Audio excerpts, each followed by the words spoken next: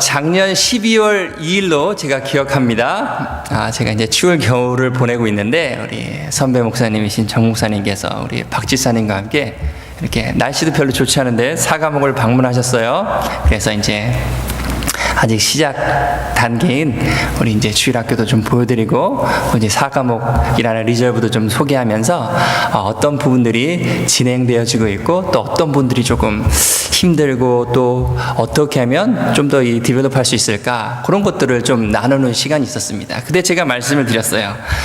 목사님 제가 사과목에 있어 보니까 겨울이 참 길어요. 여기도 겨울이 참 길죠, 그렇죠? 토론토도. 근데 북쪽으로 여기서 한 500km 떨어져 있으니까 얼마나 더 길겠어요.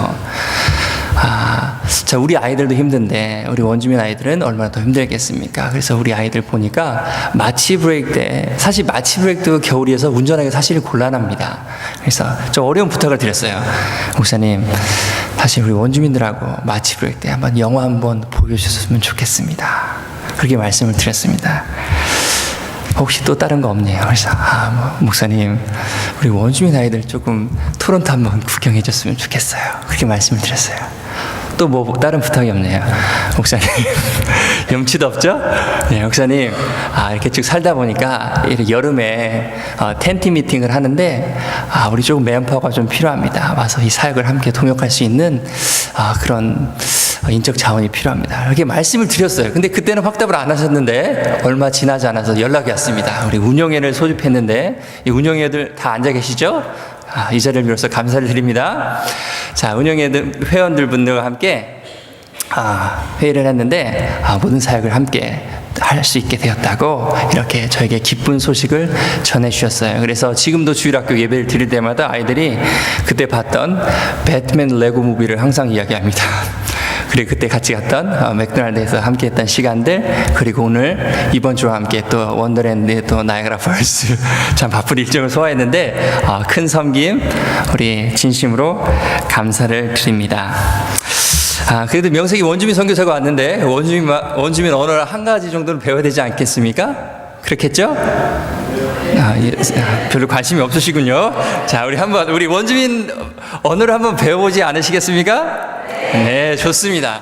자, 원주민 말로 우리 캐나다에는 한 40여 개의 부족이 있어요. 그리고 리저브가 밴드가 한 600여 개 있고요. 그리고 저희 이제 온타리오에는 약 30만 명의 원주민이 있습니다. 그 중에 이제 사과목은 오주부에라는 부족이 살고 있는 리저브예요. 그래서 약 1,200~1,300명 정도 살고 있습니다. 그래서 그 오주부의 언어로 안녕하세요, 오늘 어떻습니까? 이런 표현을 이렇게 합니다. 한번 따라해 보겠습니다. 아니시나? 자, 우리 클라우디아, 우리 컬리하고 우리 큐라가 옆에 앉아있는데 우리 바라보면서 한번 해볼게요. 아니시나? 자, 그러면 우리 클라우디가 니신 합니다. 니신 하면 좋습니다. fine. 뭐 이런 뜻이에요. 우리 나중에 리저브를 한번 방문하시면 그런 거 한번 연습해 주셨으면 좋겠습니다. 자, 이제 이따 끝나고 한번 해보세요. 자, 오늘 여러분들과 함께 은혜를 나눌 말씀은 제목은 다음과 같습니다. 하나님 나라의 일 누가 감당할 것인가?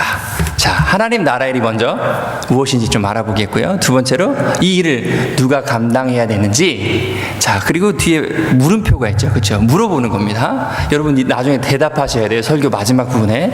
다 한번 따라하겠습니다. 하나님 나라의 일 누가 감당할 것인가? 자, 우리 성경 본문 3절을 먼저 보도록 하겠습니다. 사도행전 1장 3절에 보면 그가 고난 받으신 후에 이렇게 나와 있어요. 자, 예수님께서 우리의 죄를 위해 채찍에 맞으시고 십자가에 달려 창에 찔리시고 피 흘리셨습니다. 이사야서 53장에 보면 그가 찔림은 우리의 허물 때문이요, 그가 상함은 우리의 죄악 때문이라. 그가 징계를 받음으로 우리가 평화를 누리고 그가 채찍에 맞음으로 우리가 나음을 입었도다. 우리는 다 양 같아서 그릇 행하여 갓길 제 길로 갔거늘 여호와께서 우리의 모든 죄악을 그에게, 그가 누구죠? 예수님에게 담당시키셨도다. 자, 예수님께서 십자가에 못 박혀 돌아가셨어요. 그 다음에 어떤 일이 있었죠? 3일 후에 성경에 보니까 그가 고난받으신 후에 또한 그들에게 확실한 많은 증거로 살아 계심을 나타나사, 예수님께서 이미 말씀하셨고 그리고 구약 성경에서도 예수 그리스도 메시아가 오시는데 그분이 3일 만에 부활하실 것이다 라고 말씀하셨어요. 성경의 약속대로 예수님께서 3일 만에 부활하셨습니다. 부활하신 예수님을 보고 도마가 이렇게 있어요. 이렇게 이야기했습니다. 내 손가락을 이리로 내밀어 내 손으로 내 옆구리를 넣어 보아라. 예수님을 직접 만났습니다. 직접 나타나셨어요. 그리고 며칠 동안요? 며칠 동안 나타났다고요? 40일. 40일이라는 숫자는 40일이라는 성경에서 갖는 숫자는 굉장히 중요합니다. 40은 광야 생활의 마침표, 그리고 40일 예수님께서 시험 당하신 일, 마침표, 끝났다, 완성됐다는 뜻이에요. 그러면 예수님께서 십자가 못 박혀 죽으시고 약속대로 3일 만에 부활하셨어요. 그리고 40일 동안 제자들에게, 여제자들에게, 가족들에게 나타나셨어요. 왜 나타나셨을까요? 자, 제가 리저브에 살면서 별명이 하나 생겼습니다. 자, 우리 클라우디아가 열심히 읽고 있는데 자, 제가 별명이 하나 생겼어요. 자, 지금 별명이 뭐냐면 코인디언입니다. 코인디언, 코리안 인디언. 자, 코리안 인디언 이해가 되시죠? 코리안 인디언이라는 별명이 생겼어요.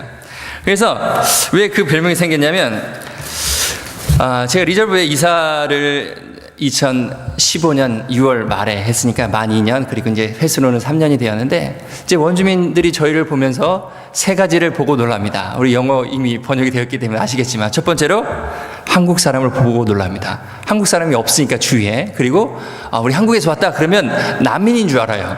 그래서 학교를 갔더니 도대체 혹시 난민이냐, 무슨 이유로 여기로 왔냐, 그러면서 백인들도 놀랍니다. 두 번째, 영어를 잘못해서 놀랍니다. 여러분도 아시겠지만 이민사에 오래 사신다고 30년, 40년, 50년 사신다고 해도 영어가 늘지 않습니다. 그렇죠? 몇 분만 웃으시는데 저랑 같은 환경에 처하신 분 같아요. 자, 영어를 못해서 놀라요. 그리고 세 번째로 리저브에 살아서 놀랍니다. 자, 도대체 이 사람은 뭔데, 한국 사람이 이 외딴 곳에서, 그리고 영어도 못하는 사람이 왜 리저브에서 살고 있을까? 그래서 저희를 보면서 코인디언이라는 별명을 지어주었습니다. 리저브에 살다 보니까 이렇게 한국 커뮤니티가 없잖아요. 그래서 좀 외롭기도 하고, 그래서 우리 가족 식구끼리 예배를 드리기 시작했습니다. 그래서 한 번은 저희 큰아들에게 이런 질문을 했어요. 성민아, 예수님께서 너 십자가에 죽으신 거 믿니? 믿지. 그럼 예수님께서 십자가에 3일 만에 부활하신 거 알지? 알지. 그러면 성경에 보니까 예수님께서 40일 동안 제자들에게 나타나셨다 그랬는데 왜 바로 승천하지 아니하시고 왜 제자들에게, 부모에게, 부모, 여제자들에게 나타나셨을까? 이런 질문을 했어요. 여러분 어떻게 생각하십니까? 그래서 그 아이가 이렇게 대답했어요. 아빠, 생각을 해보세요. 예수님께서 매 맞고 창에 찔리셨는데 좀 낫고 올라가셔야 되지 않겠습니까? 이렇게 대답을 하더라고요. 어떻게 생각하세요? 좀 PK답죠?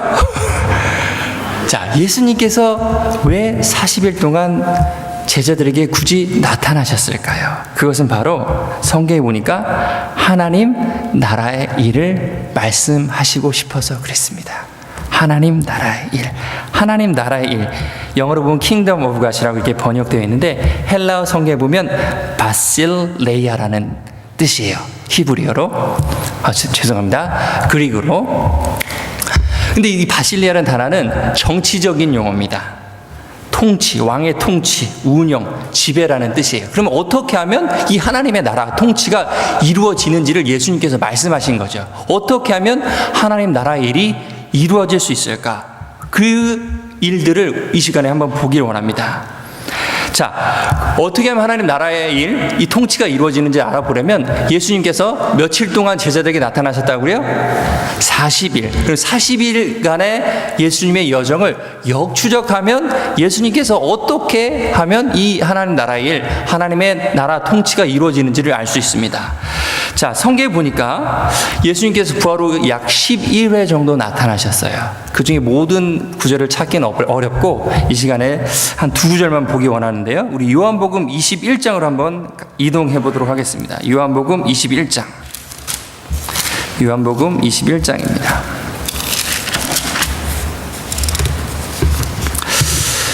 첫 번째로 안식 후 첫날 예수님께서 7 귀신 들렸던 막달라 마리에게 나타나셨습니다. 20장 15절에 보면 다음과 같이 기록하고 있습니다. 예수께서 이르시되 여자여 어찌하여 울며 누구를 찾느냐 하시니 마리아는 그가 동산인지 줄 알고 이르되 주여 당신이 옮겼거든 어디 누워있든지 내게 이르소서. 마리에게 나타나셨어요. 그 다음에 누구에게 나타나셨냐면 바로 제자들에게 나타나셨습니다. 21장 1절부터 우리가 천천히 한번 보도록 하겠는데요. 1절에 보면 디베랴 호수라고 나오는데 디베랴 호수는 우리가 잘 알고 있는 대로 갈릴리 호수 또는 게네사렛 호수 같은 뜻입니다. 예수님께서 제자들에게 나타나셨어요. 뭐라고 말씀하셨냐면 제자들에게 2절에 시몬 베드로와 디두모로 하는 도마와 갈릴리 가나 사람 나다나엘과 세베대의 아들들과 또 다른 제자들 둘이 있더니 최소한 6명에서 7명의 제자들이 있었어요. 뭐 하고 있었죠? 고기 잡고 있었습니다. 고기 잡고 있었습니다. 근데 이 성경에 보니까 이렇게 기록하고 있어요. 또라는 단어가 있습니다. 다시 나타났다는 거예요. 그러면 이게 처음일까요? 아닙니다. 그 전에 나타나셨어요. 이미 부활하신 예수님께서 도마를 통해서 다른 제자를 통해서 이미 나타나셨어요. 그리고 나 부활했다. 나 좀 봐라. 내가 약속한 대로 부활했다. 봤는데도 제자들은 고기 잡으러 갑니다. 특별히 여기서 집중해서 봐야 할 인물 셋이 있는데 바로 베드로, 요한, 야고보입니다. 12제자 중에 베드로, 요한, 야고보는 코어 멤버였어요. 예수님을 그림자같이 따라다녔던 제자였습니다. 근데 이들도 동일하게 고기 잡으러 갔습니다. 자, 성경에서는 이 고기 잡으러 갔던 베드로에게 예수님께서 나타나셔서 뭐라고 말씀하셨냐면 사도행전 10장 39절에 보면 이런 내용이 있어요. 고넬료의 집에 베드로를 초청해서 설교를 듣습니다. 우리 죄송합니다. 사도행전을 한번 가볼까요? 사도행전 10장 39절.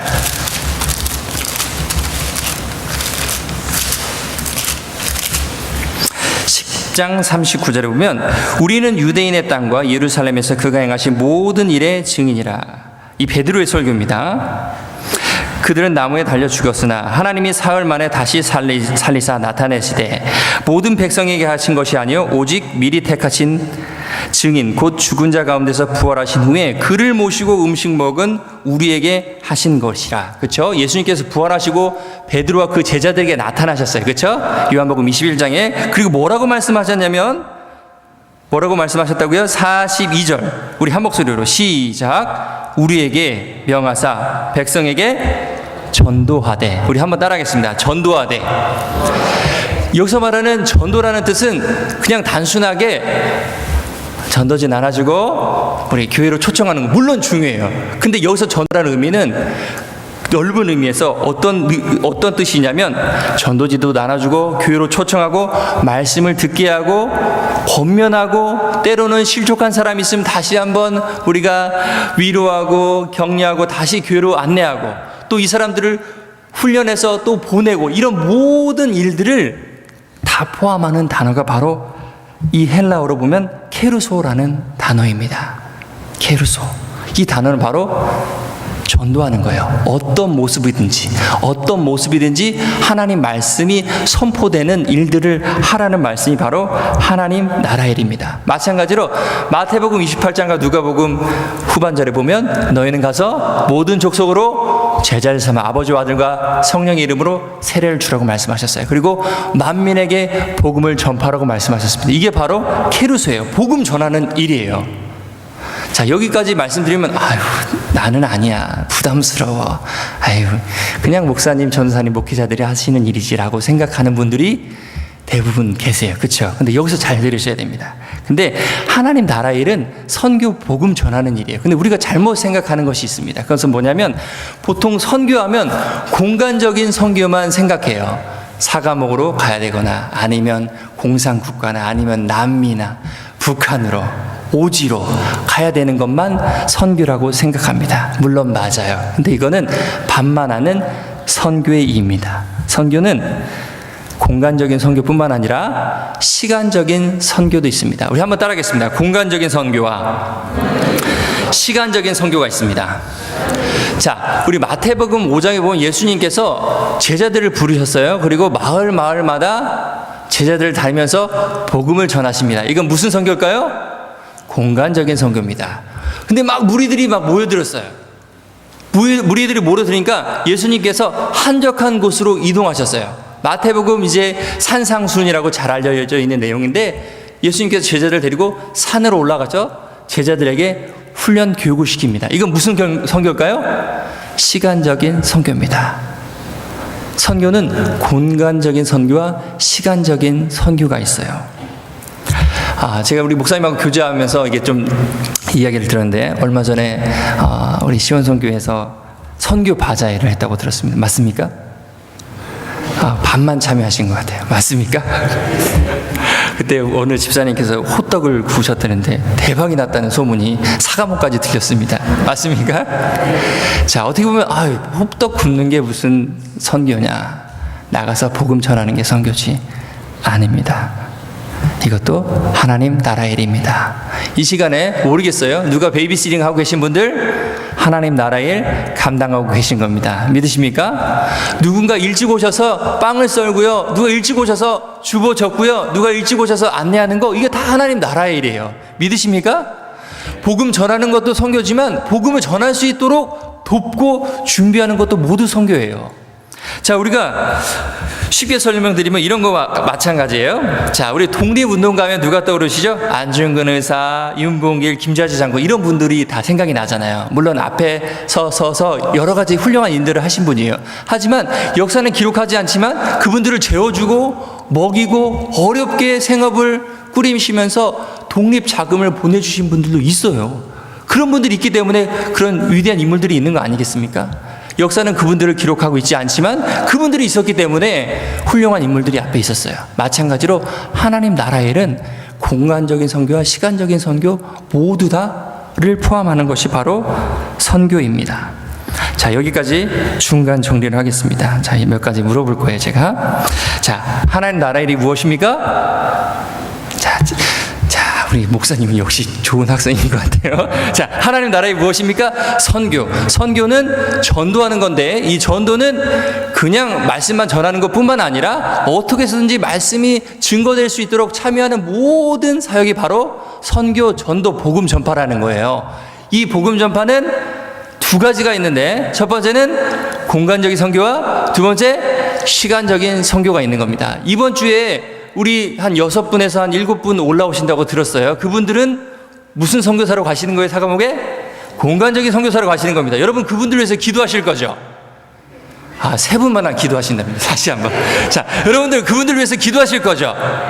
자, 여러분들은 지금 시간적인 선교를 하시는 거예요. 그리고 가시면 우리 청년들 고생한다고 그래도 아이스크림이라도 하나 사주고 싶고 그러시잖아요. 이게 바로 선교의 연장이라는 겁니다. 자, 제가 하나님 나라 일과 선교의 두 가지, 공간적인 선교, 시간적인 선교 말씀드렸습니다. 우리 다시 한번 주보를 한번 보시죠. 제목을 한번 보겠습니다. 하나님 나라의 일 누가 감당할 것인가? 자, 이제 하나님 나라의 일이 무엇인 줄 알았어요. 그러면 이 일을 누가 해야 될까요? 자, 우리 첫 번째로 한번 따라하겠습니다. 하나님을 사랑하는 성도. 하나님을 사랑하는 성도가 이 일을 감당해야 됩니다. 사도행전은 우리가 잘 아시는 대로 주 60년경에 누가 의사에 의해서 쓰여진 책입니다. 근데 수신자가 누구죠? 사도행전에 데오빌로입니다. 데오빌로. 근데 재밌는 것은 데오빌로라는 이름이, 수신자 이름이 한 번 더 등장하는데 어디 등장할까요? 자, 맞습니다. 누가복음에 등장합니다. 근데 재밌는 게 있어요. 사도행전에서는 데오빌로요 이렇게 기록하고 있고 누가복음에서는 데오빌로 각하라고 기록하고 있어요. 뭐가 다를까요? 존칭이 빠졌습니다. 그러면 누가복음이 먼저 쓰여졌을까요? 사도행전이 먼저 쓰여졌을까요? 그렇죠. 누가복음이 먼저 쓰여졌어요. 그럼 누가복음의 수신자가 누구라고요? 데오빌로 각하. 사도행전에서는 데오빌로 여. 그렇죠. 그럼 뭐가 달라졌을까요? 존칭이 빠졌어요.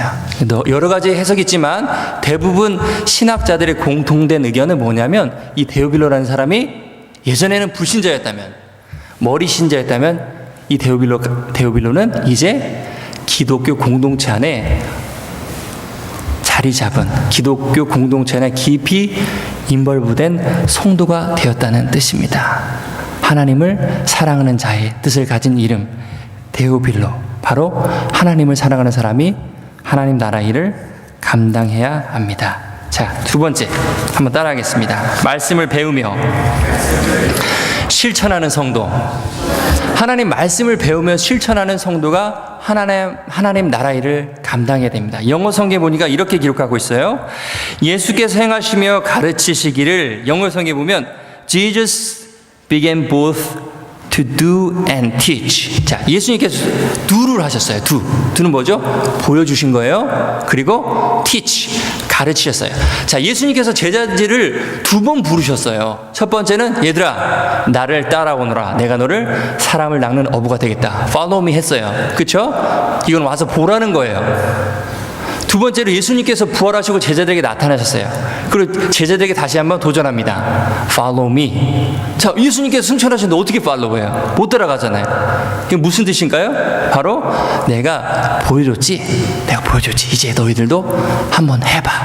내가 가르쳐준 거 너희들도 한번 해봐. 내가 할 수 있어. 내가 약속하신 성령님을 보내줄게. 이게 바로 하나님 나라를 감당해야 될 성도의 역할입니다. 하나님의 말씀을 배우며 실천하는 성도가 하나님 나라 일을 감당해야 합니다. 자, 세 번째로 한번 따라하겠습니다. 구원받은 성도. 구원받은 성도가 하나님 나라 일을 감당해야 합니다. 우리가 복음을 전한다고 할 때 두 가지를 빠뜨리면 안 돼요. 첫 번째는 십자가 사건. 십자가는 예수님께서 피 흘리신 거예요. 죄값을 대신하신 겁니다.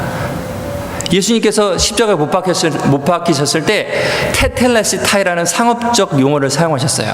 테텔레스타이는 빛이 완불되어졌다, 모두 다 갚았다, 끝났다, 그런 뜻이에요. 그리고 예수님께서 약속하신 대로 부활하셨어요. 나는 부활이요 생명이니 나를 믿는 자는 죽어도 살겠고 무릇 살아서 믿는 자는 영원히 죽지 아니하니라. 십자가의 죄 용서함, 부활의 영원한 생명, 이것을 믿는 성도가 하나님 나라 일을 감당해야 합니다. 이게 바로 구원받은 성도의 역할입니다. 자, 제가 세 가지 말씀드렸습니다. 자, 다시 한번 질문 들어갑니다. 자, 하나님 나라 일 누가 감당해야 된다고요? 첫 번째, 하나님을 사랑하는 성도. 역시 앞에 줄에 앉는 게 최고예요. 자, 하나님 나라 일은 하나님을 사랑하는 성도분이 감당해야 돼요. 두 번째, 하나님 말씀을 배우고 실천하는 성도분이 감당해야 됩니다. 세 번째, 구원받은 성도분들이 감당해야 돼요. 자, 그럼 여러분께 다시 한번 묻겠습니다. 하나님을 사랑하고 하나님 말씀을 배우고 구원받은 성도분들, 이분들이 누굴까요? 바로 여러분이에요. 여러분, 선교는 특별한 사람이 하는 것이 아닙니다. 선교는 예수님을 믿고 따르기로 결정한 제자라면 누구나 감당해야 되는 거예요.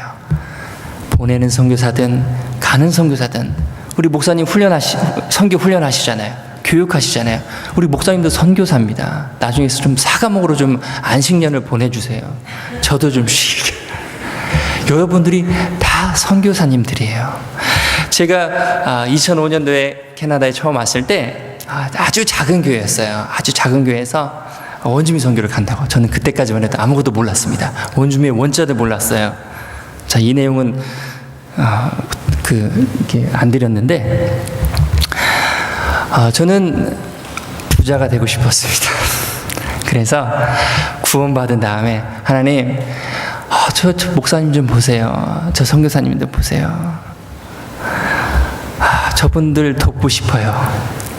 저를 축복해 주세요. 그래서 열심히 일을 했습니다. 그래서 한국에서 비즈니스를 했는데 비즈니스 잘 됐어요. 그럼 어떻게 하면 이거를 더 확대시킬까?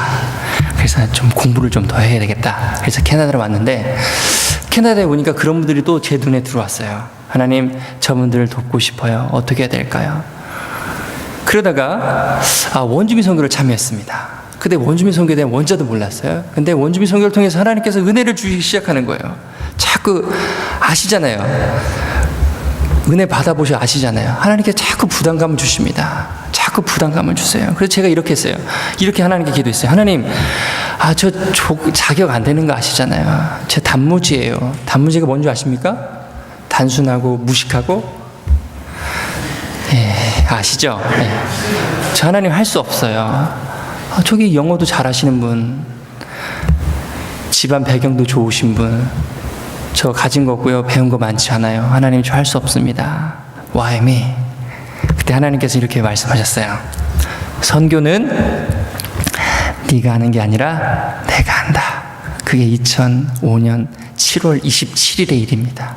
여러분, 선교는 특별한 사람들이 하는 것이 아닙니다. 아멘. 여러분 모두가 선교사예요. 한번 따라합시다. 나는 선교사입니다. 여기서 한두 분 꼭 안 따라 하시는 분이 계세요. 자, 우리 가슴에 손을 얹고, 자, 가슴에 손을 얹고, 나는 선교사입니다. 공간적인 선교사, 시간적인 선교사, 하나님께 쓰임받기 원합니다.